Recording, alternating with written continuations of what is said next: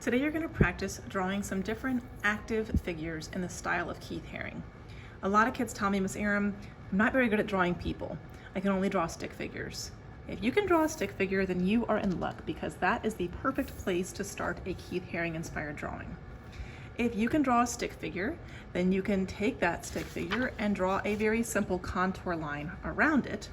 And then when you erase the stick figure in the middle, you are left with a Keith Haring styled drawing. Simple contour lines. Now, the problem with a lot of kids' stick figures is their proportions are way off.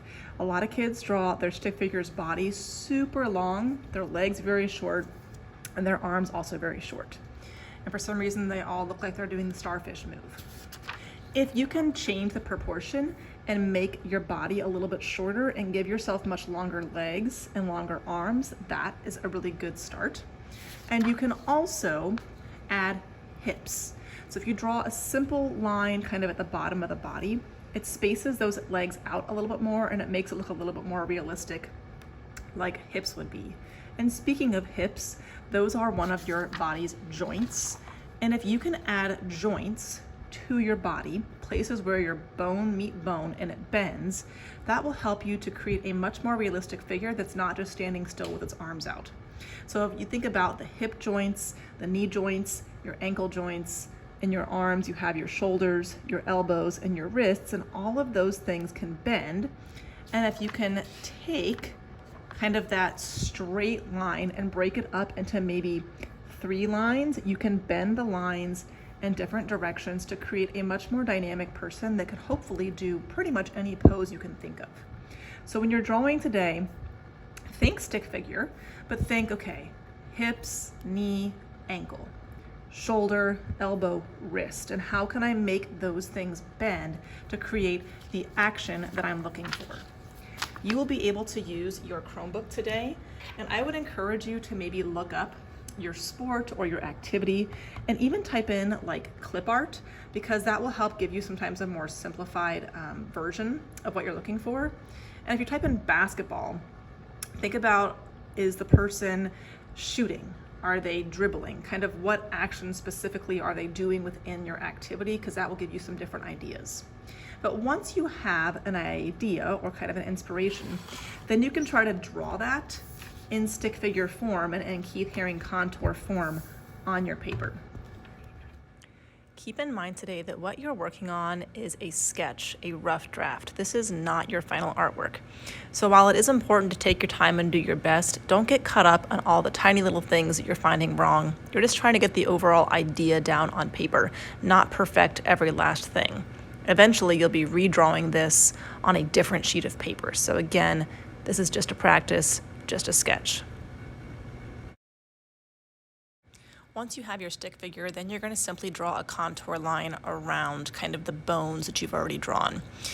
In some places where your arm might overlap your leg, you're going to have to kind of figure out, okay, where or what goes in front and what goes behind. But again, this is a sketch. This is where you figure those things out.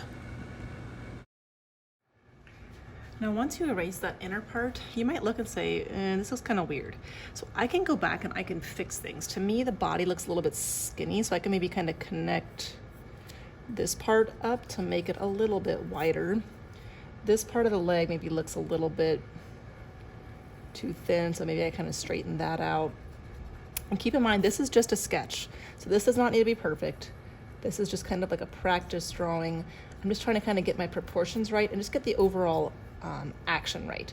And I feel like this arm needs to be a little bit straightened out too in order for it to make sense. So I'm just going to go ahead and kind of keep on adding some different changes and things until it looks a little bit more accurate in how I'm hoping for it to be. And I feel like this can be started a little bit sooner. Keep in mind, this is your rough draft, a practice. So I'm not going to spend too much time making it perfect. This is just to kind of give me an idea of a possibility. I need 1 to 2 simple contour figures. I also need movement lines and a background. This guy is hiking, so I might want to draw kind of a line up behind him. And then maybe I'm just kind of showing how he's working or she's working very hard to hike up the mountain. And I'll just keep it really simple, background and movement lines. And there could be some sort of texture or something on the ground if I wanted to show some sort of kind of rocky texture. But again, the focus should be on the figure and not so much what's going on around it. And in this case, I also kind of needed or wanted a hiking stick as kind of a prop. So you can always add something like that too. Once you've made a few different sketches, you will look at all of them and decide which one is your favorite. And that one you will redraw bigger, as big as you can, on this piece of newsprint.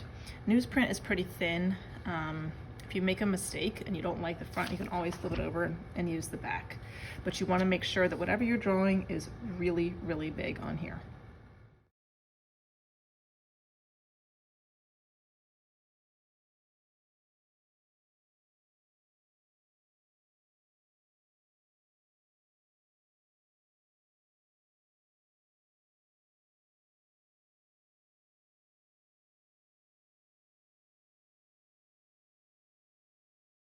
When you think you're finished, you will bring this up to me so I can check to make sure everything is big enough.